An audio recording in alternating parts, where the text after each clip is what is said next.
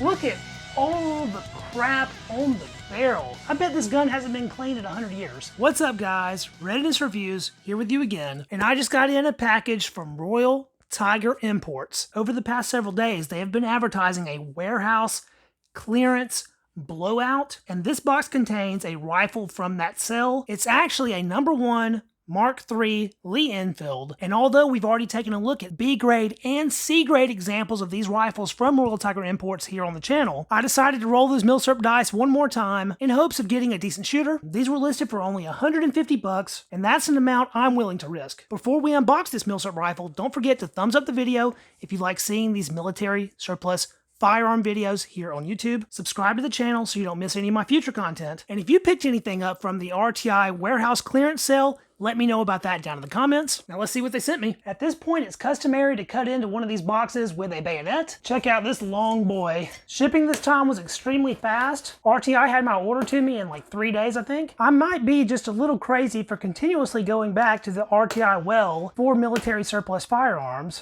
They say the definition of insanity is doing the same task repeatedly and expecting different outcomes. I'd say that statement pretty much has me pegged when it comes to Royal Tiger Imports. Got some protective packing peanuts, and as we come to expect, we have our internal cardboard sleeve with a bubble wrap rifle and everything taped together. Now, RTI did not give these rifles a letter grade, so they're not technically a B grade or C grade, but they did describe them as being far from perfect and not standard grade rifles. Apparently, they're having to clean out their warehouse to make room for a new large shipment of firearms from Africa. And here I was starting to think that that African horde was finally running low. All right, let's see what we got here. Oof. Well, right away, our rear handguard's missing. It's very simply labeled Enfield No.1 Mk.III. You know, this surprisingly isn't looking all that bad. Looks like this one is a 1916 Enfield-made Mk.III Star that came equipped with a magazine, which seems to be functional. It has a complete safety assembly. In the description for these rifles, it was saying those pieces might be missing. It is without its stock disc,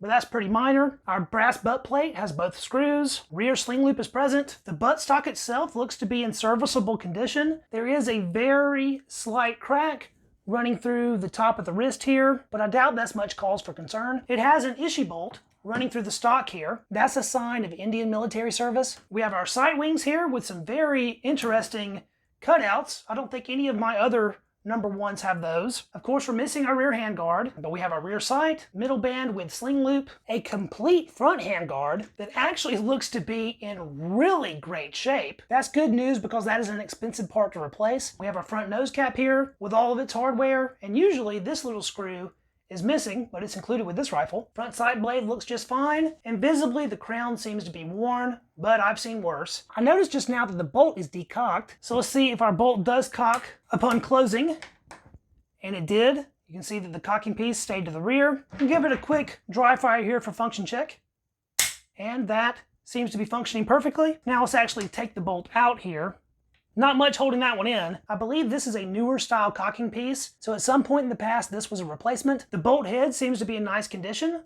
Far nicer than the C-Grade rifle we checked out. And there's our firing pin. The metal surfaces on this rifle are oddly shiny. That is very indicative of wire wheeling. You can really tell the difference here where this receiver was clearly cleaned up with a wire wheel, but the part that would have been under the handguard did not. Around our rear sight wings here, you can see where that wire wheel dug down into the wood and made some scratches on either side here. I wouldn't be surprised if that process of wire wheeling is what destroyed this rear handguard, causing it to be removed. The middle band is wire wheeled, and the nose cap is wire wheeled. The B-Grade No.1 that I received from Royal Tiger Imports had those same wire wheeling marks. If you want to see an in-depth review of that rifle, including shooting, I'll link that right up here for you. I have a PPU 303 British round here. We will perform a quick muzzle test just to see how it's looking out of the box. And we do have a rim of copper showing there. That's not that bad, but we have been fooled before. The internals here are, of course, super dirty. And I know you guys can't see it, but there is visibly a piece of trash in the chamber there. So let's see if we can knock that out right quick with a bore brush. It looks to be an old piece of a cleaning patch maybe, or heck, I suppose that could be any old goat shed debris. Now that that's been removed, we can get a good view of the bore here, and I'm really pretty surprised by what I'm seeing. Yes, the grooves are dark, and they might be pitted just a little bit, but the rifling itself seems strong, and you can even see a little bit of sheen all throughout the bore. That's got my hopes high for the shooting performance of this rifle. As long as the muzzle isn't too worn, I expect this rifle to be a decent shooter, and the active shooting will probably do a good bit to clean that bore up even more. Take that with a grain of salt though, I have been fooled before. Let's get under this wood line to see what our forestock is looking like. There's a lot of grime around this barrel band screw. Mix of dirt and rust all under that. This nose cap is coming off pretty easy. I've had those be really difficult in the past. Yeah, all that needs a real good cleaning. Tons of dirt right along the side there. Well, I can't say I've ever seen this before. The little pin that holds the rear siding is hammered in so far is preventing me from removing the front handguard here. You can see it sort of digging into the wood. So I'll revisit that in a minute. Take out our main action screw here. It's not a pretty one, but at least it's not stuck. Luckily, it was just more dirty than it was deformed. And we'll get our little trigger guard screw. Trigger guard out, completely covered in rust and grime. And look at this dust bunny.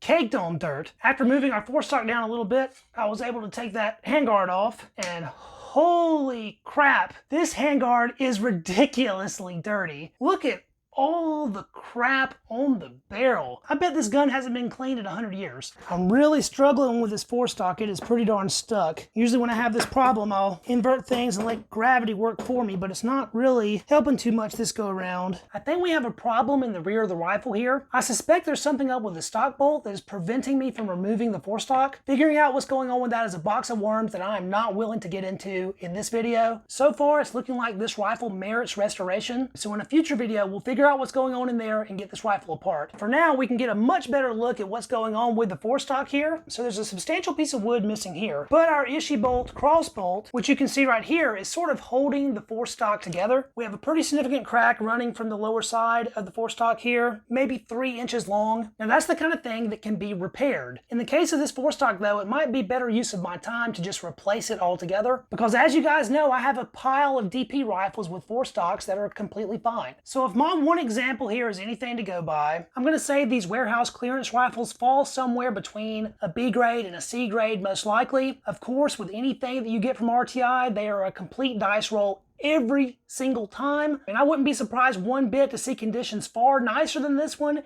and way worse than this one coming from that lot. It is nice that these rifles came with a magazine. Magazines have not been included in RTI's C-grade rifles, and the C-grade rifles come in about $40 or $50 more expensive than these clearance rifles are. Just from our initial inspection here, this rifle is better than I thought it would be for $150. And if it turns out to be a decent shooter without a ton of keyholes, I'm going to be over the moon happy with what I spent on this rifle. Just don't forget that what you get from RTI is completely up to chance. And as long as you're not wagering more than what you're willing to lose, it might just be worth that dice roll after all. And it is pretty cool that I got an actual Enfield manufactured example from 1916. That will be a new one for the collection if nothing else. Dirty is an understatement with these RTI firearms. If you guys enjoyed the video, don't forget to hit the thumbs up. That helps it out with the algorithm. Subscribe to the channel so you don't miss any of my future military surplus firearm videos. Let me know down in the comments if you think this rifle was worth 150 smackers or if I got hosed, and I will catch you guys in the next video. See you then. Peace.